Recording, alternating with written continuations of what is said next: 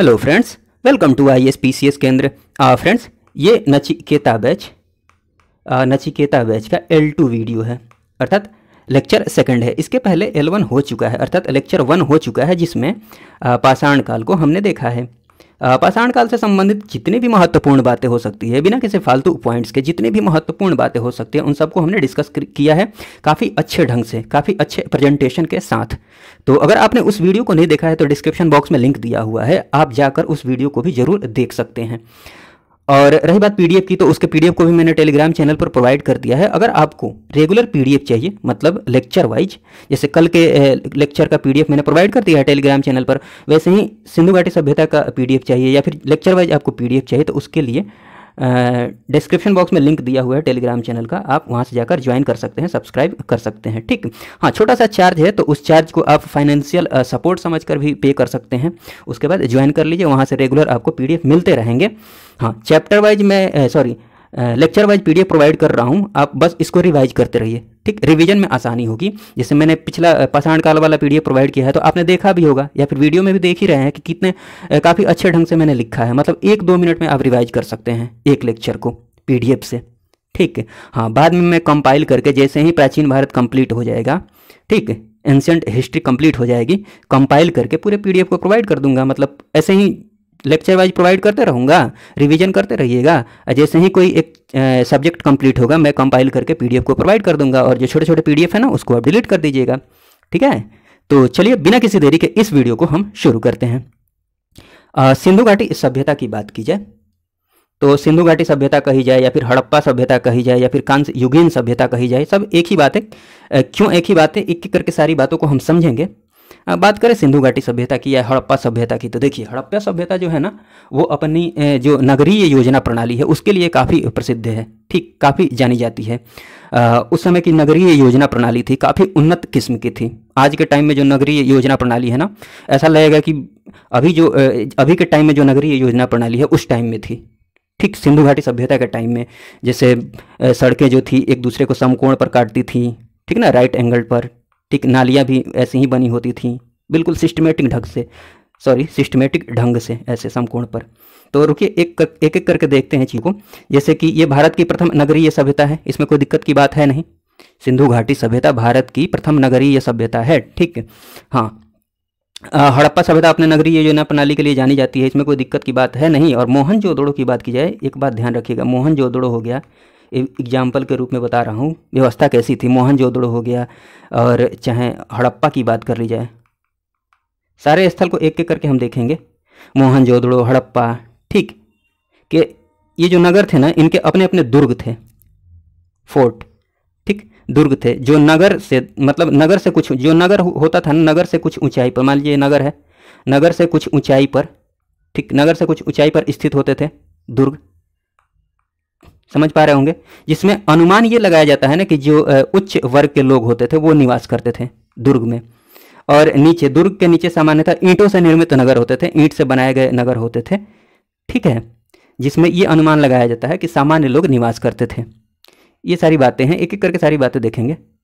हड़प्पा सभ्यता की एक और ध्यान देने योग्य बात ये है ना कि ये इस सभ्यता में ग्रिड प्रणाली मौजूद थी, जो मैंने अभी बताया ना, ये समकोण प्रकार ग्रिड प्रणाली, मतलब ऐसे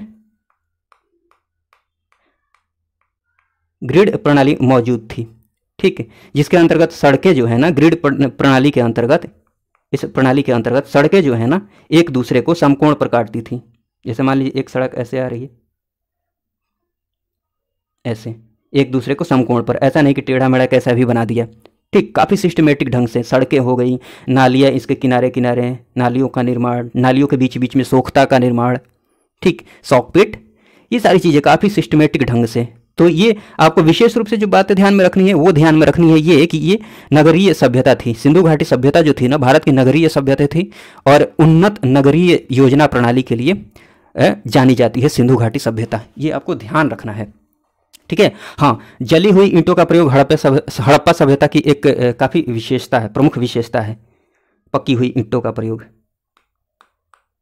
क्योंकि इस टाइम की जो मिस्र की जो सभ्यता थी ना, उधर के मकानों में शुष्क ईंटों का, कच्ची ईंटों का प्रयोग किया जाता था, सूखी हुई ईंटों का। ठीक, बस हल्की फुल्की ये बातें बता दे रहा हूँ, जो इंपॉर्टेंट बातें हैं ना उसको मैंने इसमें लिख ही दिया है, आप टेंशन नहीं लीजिए, एक एक करके मैं सब बता रहा हूँ। ठीक है, तो चलिए एक एक करके जितने भी पॉइंट्स हैं ना उनको देख लेते हैं। भारत की जो नगरीय, हाँ, भारत की प्रथम नगरीय सभ्यता थी सिंधु घाटी सभ्यता। प्रथम नगरीय सभ्यता है सिंधु घाटी सभ्यता, मेसोपोटामिया तथा मिस्र सभ्यता के समकालीन है, ये ध्यान रखिएगा। हाँ, इसकी जो सर्वमान्य तिथि है, जो सर्वमान्य तिथि है कब से कब तक रही थी, तो 2350 से लेकर 1750 ईसा पूर्व तक। ठीक, सर्वमान्य तिथि है। बहुत सारी तिथियां आई, लेकिन जो सर्वमान्य है, जो जिसको सबने माना, वो ये डेट है। और ये डेट किससे निर्धारित किया गया? रेडियो कार्बन डेटिंग के अनुसार। रेडियो कार्बन ये विधि है, उस डेटिंग के अनुसार। रेडियो कार्बन कौन सा? C14, C14 ये एक टेक्निक है टाइम निर्धारण का। ठीक, तो रेडियो कार्बन अर्थात C14 डेटिंग के अनुसार ये निर्धारित किया गया है, डेट को अनुमानित किया गया है, अनुमान लगाया गया है कि सिंधु घाटी सभ्यता जो थी ना 2350 से लेकर 1750 ईसा पूर्व के बीच में एग्जिस्ट करती थी। ठीक, हाँ, घरों तथा नगरों के विकास के लिए ग्रिड पद्धति का प्रयोग किया गया है। मैं बता ही चुका हूँ ग्रिड पद्धति, ग्रिड प्रणाली का, जिसमें सड़कें एक दूसरे को समकोण पर काटती थी या फिर नालियाँ एक दूसरे को समकोण पर काटती थी। ठीक है, मतलब वहाँ की जो निकास प्रणाली थी ना हड़प्पा सभ्यता में, जल निकासी की प्रणाली काफ़ी प्रभावी थी, काफ़ी उच्चतम क्वालिटी की थी। कहने का मतलब ये है कि सड़क ऐसे बने हुए हैं, नालियाँ बनी हुई है सड़क के किनारे किनारे, तो घर से जो छोटी छोटी नालियाँ निकलती हैं ना आज के टाइम में, वैसे उस टाइम में भी थी। छोटी छोटी नालियाँ निकल कर मुख्य नाली में मिल जाती थी उस टाइम में भी। ये सारी बातें हैं, बस आपको इतनी बातें ध्यान में नहीं रखनी है, खाली ये जानिए कि हाँ, नगरीय व्यवस्था काफ़ी उच्चतम क्वालिटी की थी और सिंधु घाटी सभ्यता अपनी नगरीय योजना प्रणाली के लिए जानी जाती है। इतना ध्यान में रखेंगे तो काम चल जाएगा। हाँ, सड़क एक दूसरे को समकोण पर काटती थी, ये बता चुका हूँ। हड़प्पा एवं मोहनजोदड़ो एक विस्तृत साम्राज्य की जुड़वा राजधानी थी। ये किसने कहा? पिग्गट ने। ये एक स्टेटमेंट है, आप ध्यान रखिएगा। हड़प्पा एवं मोहनजोदड़ो एक विस्तृत साम्राज्य की जुड़वा राजधानी थी। हाँ, सर्वप्रथम जो सिंधु सभ्यता नाम दिया इस सभ्यता को, हड़प्पा सभ्यता को सर्वप्रथम सिंधु सभ्यता किसने नाम दिया? जॉन मार्शल ने। ठीक है, जॉन मार्शल ने दिया। और ये बात भी ध्यान में रखिएगा कि काले रंग की आकृति से, ठीक, काले रंग का चित्र बनाया गया है। किस पर? काले रंग से चित्रित लाल मृदभांड, मतलब लाल जो मिट्टी के बर्तन थे ना, एक मिनट रुकिएगा। जैसे मान लीजिए मिट्टी के बर्तन है ऐसे, ठीक, तो ये मान लीजिए लाल रंग का है, तो लाल रंग पर ब्लैक रंग से मान लीजिए कोई पेंटिंग कर दी गई, ठीक है ना। तो काले रंग की आकृति से चित्रित, काले रंग की आकृति से चित्र बनाया जाता था। काले रंग की आकृति से चित्रित लाल मृदभांड, लाल मिट्टी के बर्तन पर पॉटरीज बोलते हैं जिसको इंग्लिश में। ठीक, ये हड़प्पा सभ्यता से संबंधित है, ध्यान रखिएगा। काले रंग की आकृति से चित्रित लाल मृदभांड, कैसी मृदभांड? ये लाल कलर में है जिस पर काले रंग से चित्र बनाए गए हैं, कोई चित्र, ठीक है, ये हड़प्पा से संबंधित है। जबकि धूसर, धूसर अर्थात ग्रे रंग का, मिट्टी के रंग का धूसर एवं चित्रित धूसर आर्यों से संबंधित है। आर्यों के बारे में हम आगे देखेंगे वैदिक सभ्यता में।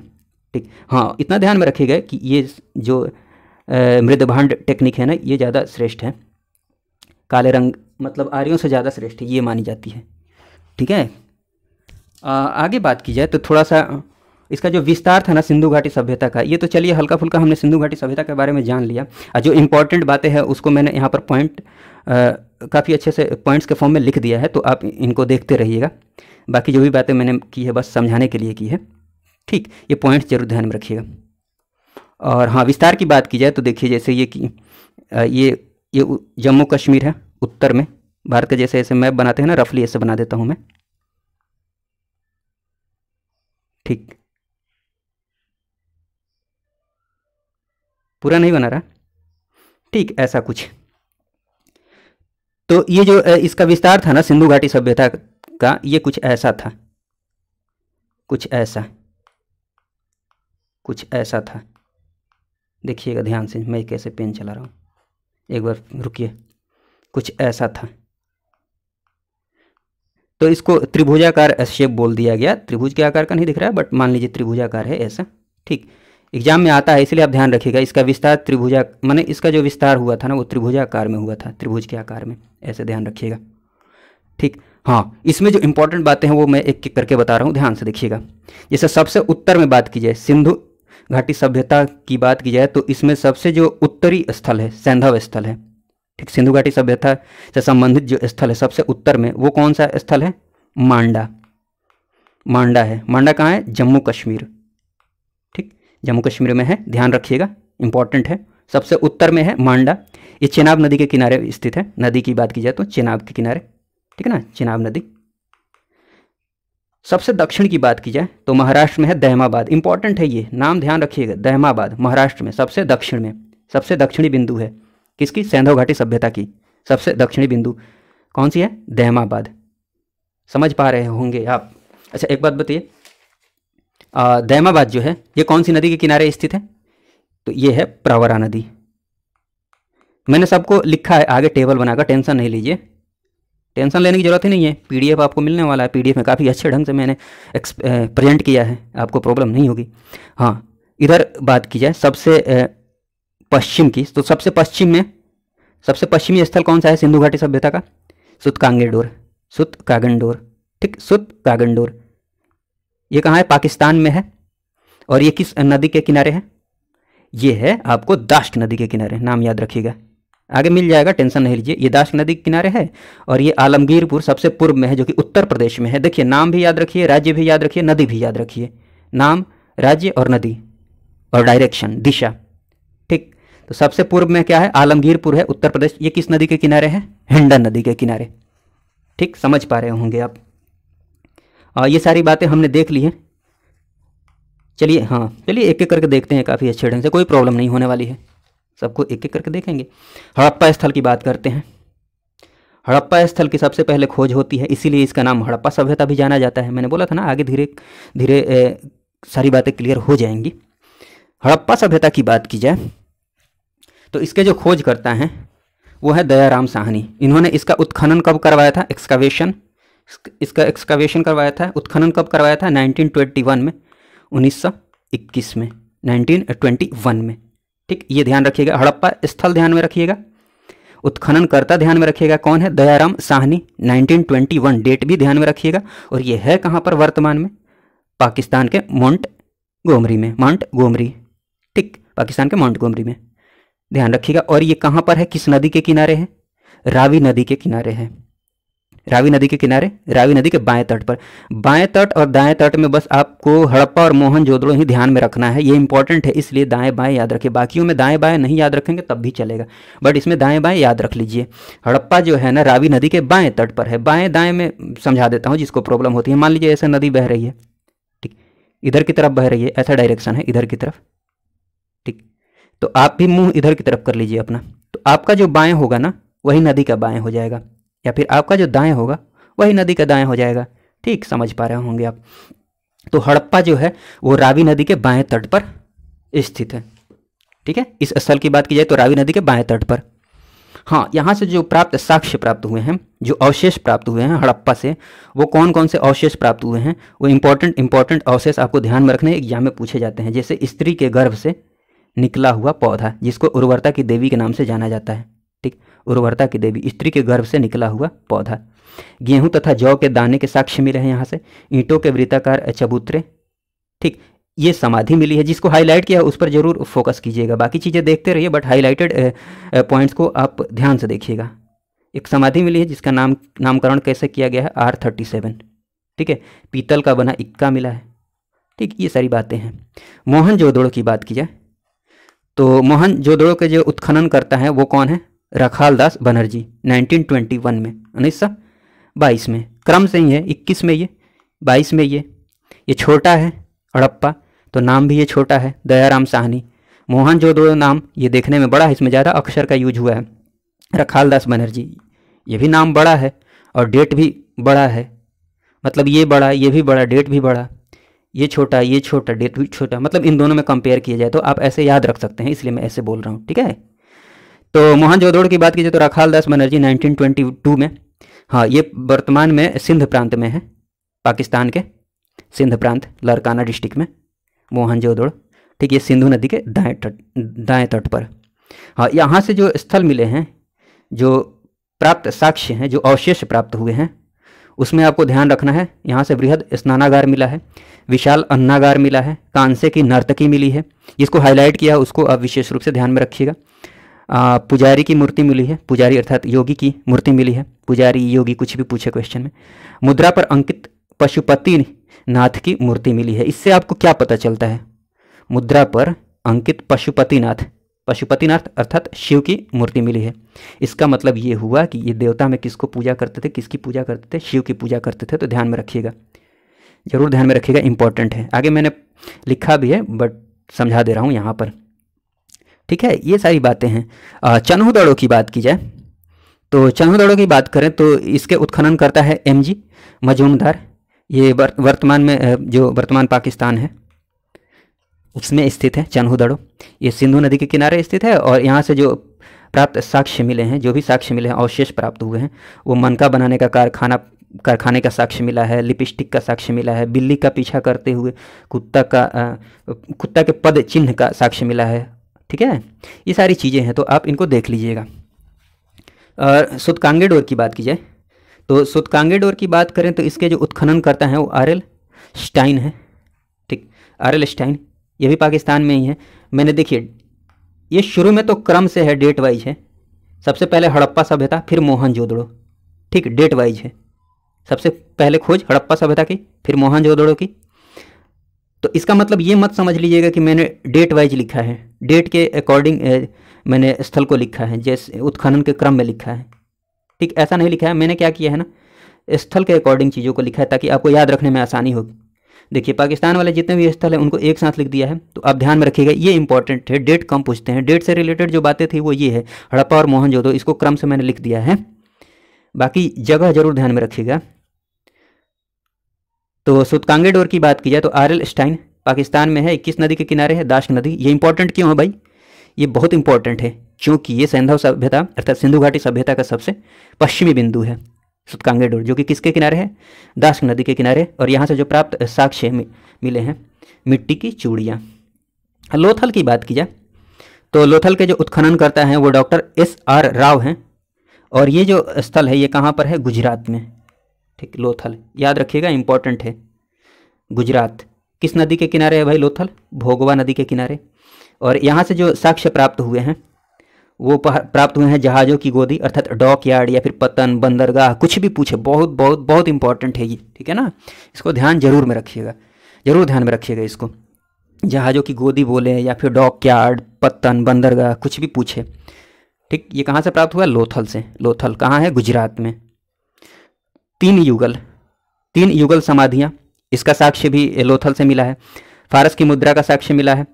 धान और बाजरे का साक्ष्य मिला है। पक्के रंग में रंगे पात्र का साक्ष्य मिला है। हाथी दांत का पैमाना अर्थात जिसे मेजर करते हैं, नापते हैं, तौलते हैं, तराजू, ये समझ सकते हैं। हाथी दांत का पैमाना लोथल से मिला है, ये भी ध्यान में रख सकते हैं। ये सारी बातें हैं। फिर धौलावीरा की बात की जाए, धौलावीरा उत्खनन करता कौन है? R.S. विष्ट। और ये कहाँ? गुजरात। जरूर जरूर याद रखिएगा, ठीक, गुजरात। कहीं कहीं पर मैंने ये खाली छोड़ दिया है, नदी नहीं लिखा है या फिर कहीं कहीं पर वर्तमान स्थल नहीं लिखा होगा, तो ये मत समझिएगा कि छूट गया है गलती से। नहीं, इंपॉर्टेंट नहीं है, बिल्कुल इंपॉर्टेंट नहीं है, इसलिए मैंने नहीं लिखा है। जो इंपॉर्टेंट है उनको मैंने लिख दिया है।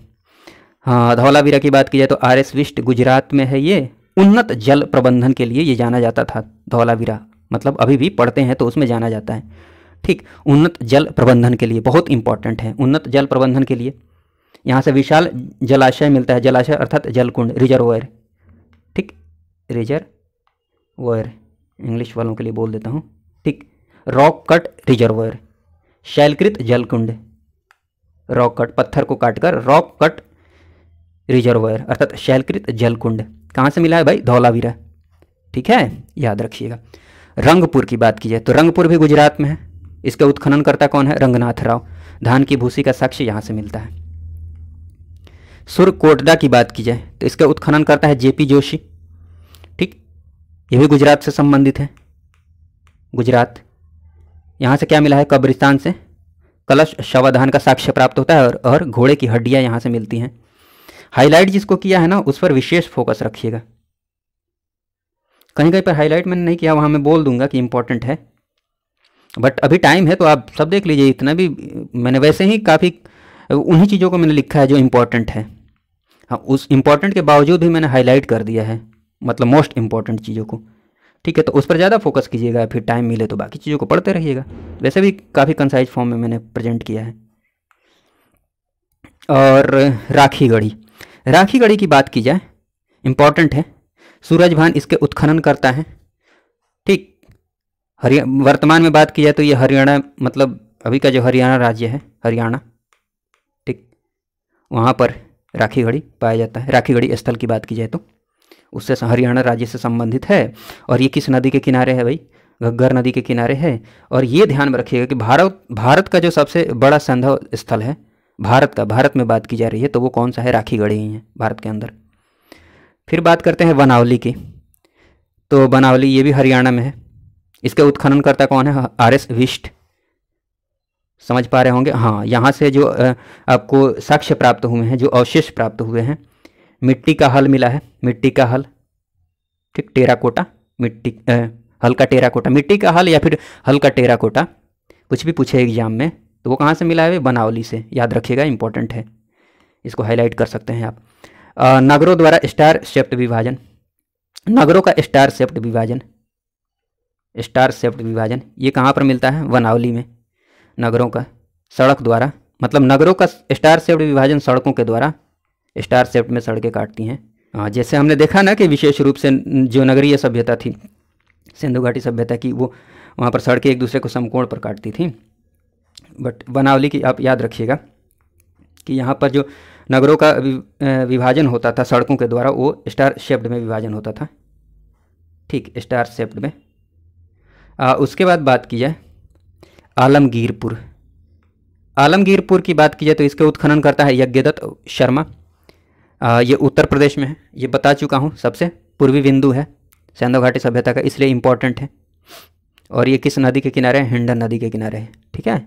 कालीबंगा इम्पोर्टेंट है, राजस्थान, राजस्थान में है, घग्गर नदी के किनारे है। और कच्ची ईंट के भवन यहाँ से मिले हैं, पक्की ईंट के स्नानागार, कुआं, नालियाँ। लेकिन इस यहाँ पर जो इम्पोर्टेंट है कालीबंगा से आपको ध्यान में रखने वाली बात, वो है जुते हुए खेत के साक्ष्य कहाँ से मिलते हैं? कालीबंगा से। ठीक, खाली ये भी याद रखते हैं तो काम चल जाएगा। और भूकंप का साक्ष्य यहाँ से मिलता है, सेल खड़ी, मिट्टी की मुहर, ये सारी चीज़ें यहाँ से मिलती हैं। कहाँ से? कालीबंगा से। दैमाबाद की बात की जाए तो दैमाबाद ये क्यों इम्पोर्टेंट है? ये दक्षिणी बिंदु है, सबसे नीचे, महाराष्ट्र में है।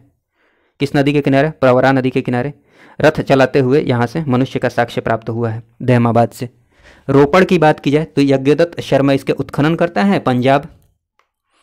ठीक, पंजाब में रोपड़ है, ये जो स्थल है पंजाब में, वर्तमान पंजाब में, सतलज नदी के किनारे है, सतलुज के किनारे। यहाँ से जो प्राप्त साक्ष्य हुए हैं, जो प्राप्त साक्ष्य वो क्या है? मनुष्य के साथ पालतू कुत्ता दफनाया गया है और सेल खड़ी की मुहर के साक्ष्य यहाँ से मिलते हैं। ठीक, उसके बाद हम कुछ और इम्पोर्टेंट बातें देख लेते हैं। कुछ और इम्पोर्टेंट बातों की बात की जाए तो देखिए, इम्पोर्टेंट बातों में आप ये ध्यान में रखिएगा कि लोथल एवं मोहनजोदड़ो से हाथी दांत के तराजू, वही हाथी दांत के पैमाने में बता चुका हूँ, लोथल। ठीक, मोहनजोदड़ो भी ध्यान में रख लीजिएगा। मुख्य खाद्यान्न गेहूँ और जौ थे, ध्यान रखिएगा। लोहे का ज्ञान अभी तक इनको नहीं हुआ है। इनको किसका ज्ञान था? कांसे का। इसी वजह से तो कांस्य युगीन सभ्यता भी बोलते हैं सिंधु घाटी सभ्यता को। कांसा कौन कौन सी धातुओं को मिलाकर बनाया जाता है? तांबा और टीन को। ठीक, इसका मतलब तांबे की भी जानकारी उनको थी। कांस्य युगीन सभ्यता इसलिए बोलते हैं। ठीक, लोहे की जानकारी नहीं थी, ये ध्यान में आप रखिएगा। लोहे की जानकारी नहीं थी, सोना की जानकारी थी। मतलब क्वेश्चन में ऐसे पूछ लेंगे, सोना दे देते हैं, कांसा दे देते हैं, लोहा दे देते हैं, तो लोहे की जानकारी नहीं थी। कंफ्यूज करने के लिए वो देते हैं किसकी जानकारी थी, तो लोहे की जानकारी नहीं थी। आप इस पर ध्यान रखेंगे तब भी आपका काम चल जाएगा। स्वर्ण की जानकारी थी, चांदी, तांबा, कांसे की जानकारी थी। देखिए यहाँ पर मैंने लिखा है, मैं फालतू में बोल रहा हूँ, मैंने लिखा ही है यहाँ पर। ठीक, सारी बातों को लिख दिया है अच्छे से। सिक्कों का प्रचलन नहीं था, वस्तु विनिमय द्वारा चीज़ों का आदान प्रदान होता था, सामान के बदले सामान। ठीक, ये सारी चीज़ें हैं। प्रमुख जो उद्योग थे वो वस्त्र उद्योग। ठीक, वस्त्र उद्योग से आप आइडिया लगा सकते हैं कि कपास की खेती का प्रारंभ हो गया था। कपास की खेती का प्रारंभ हो गया था सिंधु घाटी सभ्यता में, तो कपास की खेती का प्रारंभ हो गया था। ठीक, इसी वजह से वस्त्र उद्योग भी लगाया गया। वस्त्र का उद्योग देखने को मिलता है सिंधु घाटी सभ्यता में। दोनों को कोरिलेट करके देखिएगा, वस्त्र का उद्योग क्यों चल पा रहा था? कपास की वजह से, कपास की खेती का प्रारंभ हो गया था, इसीलिए वस्त्र उद्योग। ठीक स्थापित हो पाया था। दोनों को एक दूसरे से कोरिलेट करके देखिएगा तो चीज़ें आसानी से याद रहेंगी। कुछ भी पूछे क्वेश्चन में तो आप सही आंसर पर टिक लगा सकते हैं। अब तो एनालिटिकल क्वेश्चन पूछ रहे हैं, इसलिए आप ऐसे ध्यान में रखेंगे तो ज़्यादा अच्छा रहेगा। ये भी ध्यान में रख सकते हैं, लॉस्ट वैक्स तकनीक। लॉस्ट वैक्स तकनीक जरूर ध्यान में रखिएगा। ये धातु की मूर्ति बनाने में इसका प्रयोग यहाँ से देखा जाता है, सिंधु घाटी सभ्यता से इसका प्रयोग देखा जाता है। ठीक, यहाँ आगे भी इस टेक्निक का प्रयोग हुआ, बट यहाँ से शुरू होता है सिंधु घाटी सभ्यता से, लॉस्ट वैक्स तकनीक। ठीक है, इसमें होता क्या है देखिए, हाँ अभी हमने जो देखा ना कांसे की नर्तकी, कांसे की नर्तकी, डांसिंग गर्ल नर्तकी। ठीक, तो ये जो मूर्ति बनाई गई है ना कांसे की नर्तकी वाली, ये भी इसी टेक्निक से बनाई गई है, लॉस्ट वैक्स तकनीक से। मैं थोड़ा सा समझाता हूँ ये टेक्निक है क्या। देखिए इसमें क्या होता है ना, इसमें क्या होता था कि ये मान लीजिए, अब मूर्ति मैं पूरी तरह से नहीं बना रहा, मुझे अभी बनाने में थोड़ी प्रॉब्लम होगी, बस समझाने के लिए ऐसे कुछ बना दे रहा हूँ। ठीक, ऐसे मान लीजिए ये पैर हो गए, ये हाथ, तो इसको मोम से बना दिया जाता था, वैक्स से। ठीक, वैक्स से बनाने के बाद ऊपर, इसके ऊपर ऊपर मिट्टी का लेप लगा दिया जाता था और नीचे एक छोटा सा छेद छोड़ दिया जाता था। फिर इसको सुखा लिया जाता था। सुखाने के बाद इसको गर्म करके, इसको गर्म किया जाता था। गर्म करने से क्या होता था कि मिट्टी के अंदर जो मोम है ना वो पिघल कर बाहर निकल जाता था। इसके बाद ये खोखला हो जाता था, मतलब केवल बाहर बाहर में मिट्टी मिट्टी है। फिर इसमें क्या किया जाता था, जो पिघला हुआ मेटल है ना, पिघला हुआ जो धातु है या फिर मिश्र धातु, जो उस समय तो तांबे का ज़्यादा प्रयोग होता, तांबा बोल रहा हूँ, कांसे का ज़्यादा प्रयोग होता था, ब्रॉन्ज का। ठीक, तो बेसिकली मुख्यतः धातु में ब्रॉन्ज ही यूज किया जा रहा था मूर्ति वूर्ति बनाने में। तो ये पिघले हुए ब्रॉन्ज को, पिघले हुए कांसे को इसमें अंदर डाल दिया जाता था। ठीक, अंदर डाल दिया जाता था। उसके बाद ठंडा होने के बाद फिर ये सॉलिड बन जाता था, ठोस बन जाता था ब्रॉन्ज। उसके बाद क्या किया जाता था, मिट्टी को हटा लिया जाता था। ये टेक्निक है लॉस्ट वैक्स तकनीक। लॉस्ट मतलब लॉस्ट हो जा रहा है, मतलब लॉस हो जा रहा है, गायब हो जा रहा है, ख़त्म हो जा रहा है, नुकसान हो जा रहा है। किसका? वैक्स का, अर्थात मोम का है। ऐसे भी ध्यान में रख सकते हैं। ठीक है, हाँ ये बातें आगे और ध्यान में क्या रखिएगा, ये ध्यान में रखिएगा ना कि शेर के अवशेष नहीं मिलते हैं। गाय, हाथी, क्वेश्चन में आपको पूछ लेगा कि निम्नलिखित में से किसके अवशेष नहीं मिलते हैं। गाय, हाथी ये सब दे देगा, घोड़ा, शेर। तो आप ध्यान रखिएगा कि शेर के अवशेष नहीं मिलते हैं। ठीक, जब प्रैक्टिस करेंगे ना हम क्वेश्चंस, वहाँ भी देखेंगे, इसलिए मैं बोल रहा हूँ विशेष रूप से आप यही ध्यान में रखिए कि शेर के अवशेष नहीं मिलते हैं। ये क्वेश्चन में देकर ये नाम कन्फ्यूज करने के लिए पूछ लेते हैं। और देवता में मैंने बात कर ही ली है, पशुपतिनाथ की पूजा करते थे, अर्थात शिव की। मूर्ति पूजा का प्रचलन था। ठीक, मूर्ति पूजा हमने देखा है, मूर्ति। उसके बाद मातृदेवी की उपासना का भी यहाँ से साक्ष्य मिलता है, सिंधु घाटी सभ्यता से। मतलब मातृदेवी की पूजा करते थे सिंधु घाटी सभ्यता के निवासी। ठीक है, ये सारी बातें हैं, तो थोड़ा सा इन बातों पर ध्यान में रखिएगा। और ये कुछ ये मन करे तो आप ध्यान रख सकते हैं, बहुत इंपॉर्टेंट तो क्या है, लेकिन चलिए देख लीजिए। कच्चा माल की बात की जाए, कच्चे माल और उसके प्राप्ति स्थल, सिंधु घाटी सभ्यता के टाइम की बात कर रहा हूँ मैं, बहुत इंपॉर्टेंट नहीं है बट देख लीजिए। तांबा की बात की जाए तो प्राप्ति स्थल जहाँ से ये तांबा प्राप्त होता था, कहाँ से होता था? खेतड़ी, जो कि राजस्थान में है, और बलूचिस्तान से। लाजवर्द, ये कहाँ से? अफ़गानिस्तान में है, बदख्शां। ठीक, बदख्शां। ठीक, फिरोजा या फिर टीन, ये कहाँ से प्राप्त होता था? ईरान से। गोमेद, ये कहाँ से? गुजरात से। चांदी की बात की जाए तो ये राजस्थान की जावर एवं अजमेर की खान से। ठीक है ना, अफगानिस्तान और ईरान से भी चांदी की बात की जाए तो ये सब नाम ध्यान में रखिएगा, मैंने यहाँ पर लिखा है, पढ़ लीजिएगा आप। सीसा की बात की जाए अफगानिस्तान से, सिराजीत की बात की जाए तो हिमालय से। ये सारी बातें हैं। आगे हम अगले वीडियो में वैदिक काल देखने वाले हैं और साथ में जैन धर्म, बौद्ध धर्म भी कर लेंगे। और इस वीडियो के PDF के लिए नीचे डिस्क्रिप्शन बॉक्स में टेलीग्राम चैनल का लिंक दिया हुआ है, सब्सक्रिप्शन वाला, पेड वाला, छोटा सा चार्ज है, आप उसको ज्वाइन कर सकते हैं। PDF चाहिए तो, और PDF को 1-2 बार आप देख लीजिए, ताकि कल जब टेस्ट आए इससे संबंधित जब प्रैक्टिस सेट आए, जब हम प्रैक्टिस करें, क्वेश्चंस को डिस्कस करें, तो आपको समझने में आसानी हो, अच्छा लगे और रिवीजन शानदार हो। ठीक है, चलिए इस वीडियो को देखने के लिए आपका बहुत बहुत धन्यवाद। जय हिंद, जय भारत।